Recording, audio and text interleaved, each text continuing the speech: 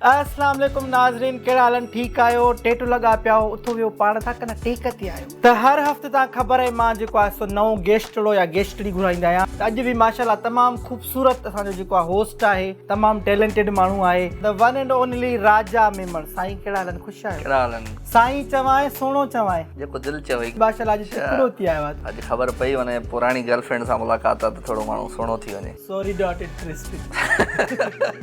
ख़ूबसूरती जो राज़ छा थी? मां ख़ुशियूं विराईंदो आहियां, प्यार विराईंदो आहियां, मोहबतूं विराईंदो आहियां। जाते वजे तो जहिड़ा करे तो मोटी अचे। पंहिंजे पाण खे ख़ुशि पई करी त मां राजा में चर्चा पई हणां। अच्छा, राजा जे वॉलेट में छा हूंदो आहे? पेन किलर हूंदी आहे मुंहिंजे पर्स में, ज़रूरु हूंदी आहे। अगरि राजा होस्ट एक्टर मॉडल डायरेक्टर न हुजे त छा हुजे? हिन वक़्त ताईं पंहिंजो पाण खे अञा ताईं होस्ट कोन थो सम्झां, पंहिंजो पाण खे अदाकार कोन थो सम्झां, डायरेक्टर कोन थो सम्झां, अञा मां सिखां पियो। अच्छा, हे माण्हू जेके आहिनि इन्हनि जा नाला खणंदमि मां ऐं इन्हनि खे तूं मिनिस्ट्री ॾींदे। काशिफ़ा गांधी, मिनिस्ट्री ऑफ डटा ॼण डटाई। काशिफ़ा हे छोकिरो तुंहिंजे लाइ छा थो ॻाल्हाए?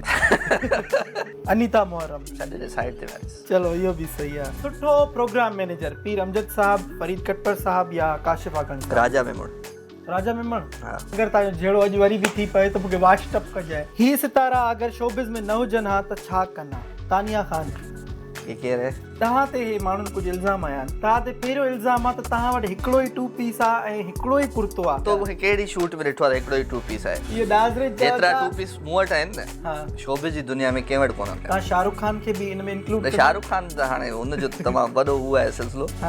एडिट में मां तस्वीरूं मोकिलियां थो तोखे पंहिंजे त टू पीसिस जूं सभिनी जूं, उहे लॻाइजां साइड में त केतिरा आहिनि। ठीकु आहे? हेॾे ॻाल्हाए। हलो। कंदी आया छो? मूंखे तो घुरायो आहे महिमान न, एक छा पियो ॻाल्हाए यार?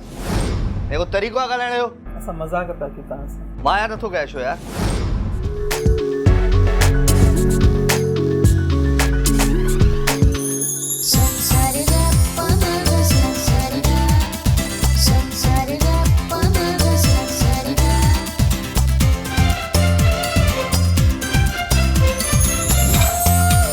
सिर्फ KTN पे।